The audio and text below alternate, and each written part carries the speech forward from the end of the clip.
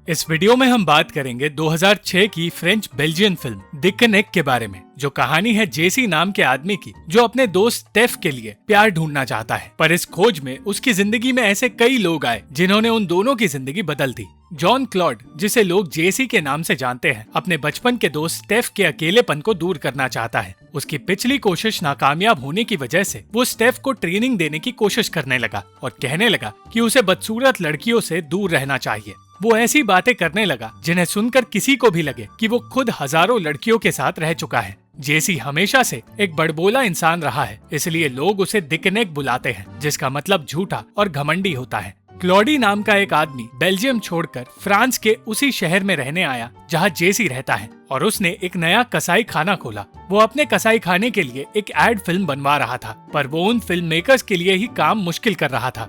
जेसी की तरह वो भी एक ऐसा गुंडा था जो अपने आप को एक महान इंसान समझता है, और अपनी आदतों की वजह से वो उन फिल्म मेकर्स को भी धमकाने लगा। एक दिन स्टेफ को अजीज नाम का एक गुंडा परेशान करने लगा। स्टेफ एक भोला भाला आदमी होने की वजह से उसे कुछ कह नहीं पाया, पर जब अजीज को पता चला कि स्टेफ जेसी का दोस्त है, तो डर के मारे उसने स्टेफ से माफी मांग ली। उस इलाके से दूर नताशा नाम की एक लड़की अपनी आलीशान जिंदगी के मजे उठा रही थी, पर उसकी मौसी सिल्वी बार बार काम के बारे में बात करके उसे परेशान करने लगी। नताशा के माता पिता की मौत होने के बाद सिल्वी ने ही उसे गोद लिया, पर नताशा और उसके बीच कड़वाहट बढ़ती गई। इसलिए नताशा कुछ ही दिनों में उसे छोड़ के एक नए घर में रहने वाली है। एक तरफ नताशा कोई काम नहीं करना चाहती थी, तो वही दूसरी तरफ नदीन नाम की एक लड़की एक टीचर की नौकरी ठीक से निभाने की कोशिश कर रही थी। पर वो उन बच्चों को एक ऐसे म्यूजियम में ले गई जहां उन्हें एक्सीडेंट्स के बारे में बताया जा रहा था, और अपनी अजीबोगरीब हरकतों से वो बच्चों को डराने लगी। स्टेफ को ना चाहते हुए भी जेसी के कारनामों का हिस्सा बनना पड़ता है, और एक दिन ऐसा ही कुछ हुआ। एक फिल्म देखते वक्त ग्रेग नाम का आदमी फोन पर बात करने लगा, और ये देखकर जेसी ने अपना आपा खो दिया। वो उसे बुरी तरह पीटने लगा, और स्टेफ उसे ये सब करने से रोक नहीं पाया। क्लॉडी का कहना था कि वो और नताशा एक दूसरे के साथ एक रिलेशनशिप में है, पर नताशा उसके साथ बुरा बर्ताव करती है, और क्लॉडी का मानना था कि वो सिर्फ पैसों के लिए उसके साथ है। यही बात उसने डेजी को बताई। इस सब के बावजूद वो खुश रहने की कोशिश कर रहा था, और डेजी को समझ नहीं आया कि वो सच कह रहा है या झूठ। जेसी के साथ हुई हाथापाई के बाद ग्रेग पुलिस स्टेशन गया, और उसकी कंप्लेन सुनने के बजाय लॉरेंस नाम की पुलिस ऑफिसर अपनी जिंदगी के बारे में बकबक करने लगी। वो अजीब सी बातें करती रही, जिसकी वजह से ग्रेग उसे बता ही नहीं पाया कि उसके साथ हुआ क्या है। आखिरकार 1 घंटे की बकबक पूरी होने के बाद उसने ग्रेग की बात सुनी और उस आदमी का स्केच बनाने लगी जिसने ग्रेग को पीटा था, पर उसका स्केच देखकर ग्रेग ने हार मान ली। कुछ देर बाद क्लॉडी अपनी नई गाड़ी के साथ जेसी और स्टेफ के सामने आया, और तब मौका मिलते ही उन दोनों ने क्लॉडी की वो महंगी गाड़ी चुरा ली। उस गाड़ी में उन्हें बहुत सारे पैसे भी मिले, और चाहकर भी क्लॉडी उन्हें रोक नहीं पाया। उस गाड़ी की तरह पिछली रात जेसी ने ग्रेग का फोन भी चुरा लिया था, और यही बात जब ग्रेग अपनी गर्लफ्रेंड फेबियन को बता रहा था, तब क्लॉडी वहां आ पहुंचा, और फोन बूथ को इस्तेमाल करने के लिए वो दोनों एक दूसरे से लड़ने लगे। ग्रेग एक और बार पिट गया, और इसी वजह से वो रोने लगा। अपनी माँ को गाड़ी के बारे में बताकर क्लॉडी ने उनसे कहा कि वो इस शहर से नफरत करता है और जल्द से जल्द अपने घर वापस जाना चाहता है, जो कि बेल्जियम में है। वो ये नहीं जानता था कि स्टेफ उसी की गर्लफ्रेंड नताशा के घर में काम करता है। सिल्वी स्टेफ को पसंद करती है और उसके करीब आना चाहती है, पर हर बार उसकी कोशिशों पर पानी फिर जाता है। क्लॉडी की गाड़ी चुराकर जेसी उसे अपने गैराज में तो ले आया, पर फिर उसे पता चला कि उस गाड़ी के डिक्की में नताशा छुपी है।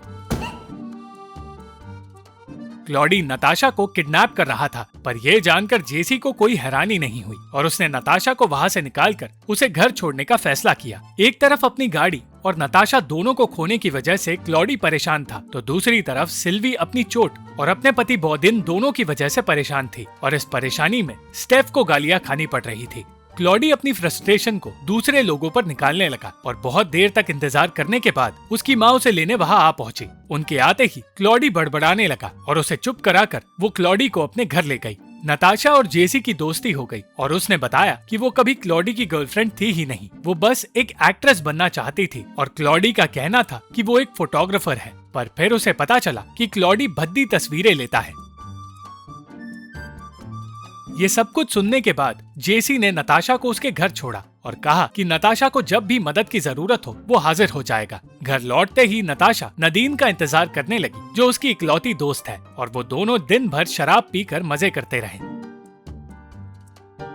उसी रात जेसी स्टेफ को लेकर एक ऐसी जगह गया जहां स्टेफ को लड़कियों के साथ वक्त बिताने का मौका मिलेगा, पर स्टेफ को वहां जाकर खुशी नहीं मिली क्योंकि वो जगह जेसी और क्लॉडी जैसे लोगों के लिए है, जबकि स्टेफ सिर्फ सच्चा प्यार ढूंढना चाहता है। जेसी उसकी मदद तो करना चाहता था, पर हर रोज उसके सामने एक ऐसा आदमी आ जाता है जिसे पीटने में वो बिजी हो जाता है। एक तरफ जहां क्लॉडी अपने लिए एक नई मॉडल ढूंढ रहा था, तो वही जेसी की वजह से लॉरेंस के पास हर रोज एक नया केस आ रहा था और केस के बहाने उसे स्केच बनाने का मौका मिल रहा था। एक दिन नताशा और नदीन शहर से दूर जाने लगे, पर उनकी गाड़ी शुरू होने से पहले ही खराब हो गई। तब गाड़ी चेक करने पर नदीन को पता चला कि उनकी गाड़ी में इंजन है ही नहीं, और नताशा को मदद के लिए जेसी को बुलाना पड़ा। नताशा का कॉल आने पर जेसी बहुत खुश हो गया और बिना वक्त गवाए उसके पास जाने की तैयारी करने लगा। स्टेफ सिल्वी के घर में माली का काम करता है, पर सिल्वी का पति उसके लिए ये काम मुश्किल बना रहा था। जब यही बात स्टेफ ने उससे कही तो उसे नौकरी से निकाल दिया गया और बेइज्जत होने के बावजूद स्टेफ को चुपचाप वहाँ से जाना पड़ गया। इस सबसे अनजान जेसी नताशा के पास पहुँचा। उसने सिर्फ एक बार गाड़ी की तरफ देखा और फिर काम से अपना ध्यान हटाकर वो नताशा और नदीन के साथ मजे करने लगा। नताशा जेसी को अपने घर ले गई,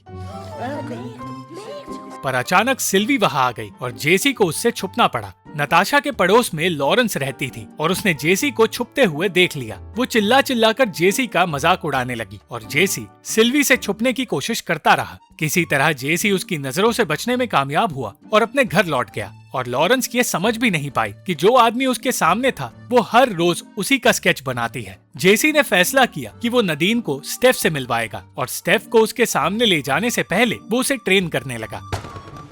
फुटबॉल खेलते खेलते उसने स्टेफ को लड़कियों से बात करना सिखाया, और दूसरी ओर लॉरेंस के सामने ग्रेग और क्लॉडी दोनों एक साथ आ पहुंचे। उन दोनों को ओवर स्पीडिंग की वजह से रोका गया था और घूस लेकर उन दोनों को ही छोड़ दिया गया। अगले दिन से ही स्टेफ और जेसी नदीन और नताशा के साथ वक्त बिताने लगे। नताशा जेसी से प्यार करने लगी थी और चाहती थी कि नदीन भी स्टेफ के साथ रहे, पर नदीन का कहना था कि स्टेफ अच्छा आदमी तो है पर वो अजीब है। दूसरी ओर स्टेफ नदीन के प्यार में पड़ गया था और उस रात की पार्टी का इंतजार कर रहा था जब वो नदीन को सारा सच बता देगा। जेसी और स्टेफ फेबियन की पार्टी में जाने वाले थे और उन्हें अंदाजा भी नहीं था कि उस पार्टी में ग्रेग और क्लॉडी दोनों मौजूद होंगे। वो सारे लोग अलग अलग कामों में लगे हुए थे और ग्रेग हर बार की तरह फिर से पिट गया।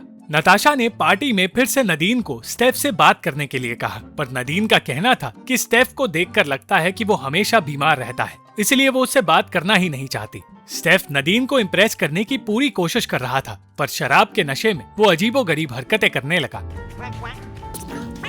और फिर पानी में गिरकर डूबने लगा। बहुत देर तक नदीन उसे देखकर हंसती रही, पर सही वक्त पर पानी में कूदकर उसने स्टेफ को बचा लिया। उसी वक्त नदीन को एहसास हुआ कि वो भी स्टेफ को पसंद करने लगी है और अगले दिन स्कूल जाने से पहले यही बात उसने स्टेफ को भी बता दी। उस पार्टी में चाहे स्टेफ का सामना क्लॉडी से ना हुआ हो, पर पार्टी की वजह से उसकी जिंदगी बदल गई और उसे नदीन में अपना सच्चा प्यार मिल गया। ग्रेग फिर से पुलिस स्टेशन गया और उसे देखकर लॉरेंस उसी को डांटने लगी, क्योंकि एक हफ्ते में 15 बार ग्रेग को पीटा गया है। उसे कभी कोई आदमी पीटता है तो कभी कोई औरत, और उसे बच्चे भी पीटते हैं। इसलिए रोते हुए ग्रेग से कहा गया कि उसे साइकियाट्रिस्ट की जरूरत है, और उस दिन ग्रेग की जिंदगी भी बदल गई। नदीन भी बदलने लगी और उसने अपने स्टूडेंट से माफी मांगी और कहा कि वो अब से एक अच्छी और नॉर्मल टीचर बनकर उन्हें पढ़ाएगी। स्टेफ ने जेसी का शुक्रिया अदा किया, क्योंकि उसी की वजह से स्टेफ को खुश होने का मौका मिला है। और कुछ दिनों बाद नदीन से शादी करके वो उसके साथ शहर से दूर एक छोटे से गांव में खुशी खुशी रहने लगा। हर कोई बदल गया था और अपनी जिंदगी बेहतर बनाने की कोशिश में लग गया था, पर सिर्फ क्लॉडी था जो दिन पे दिन बदतर होता जा रहा था और उसे सुधारने का काम किसी के बस का नहीं था।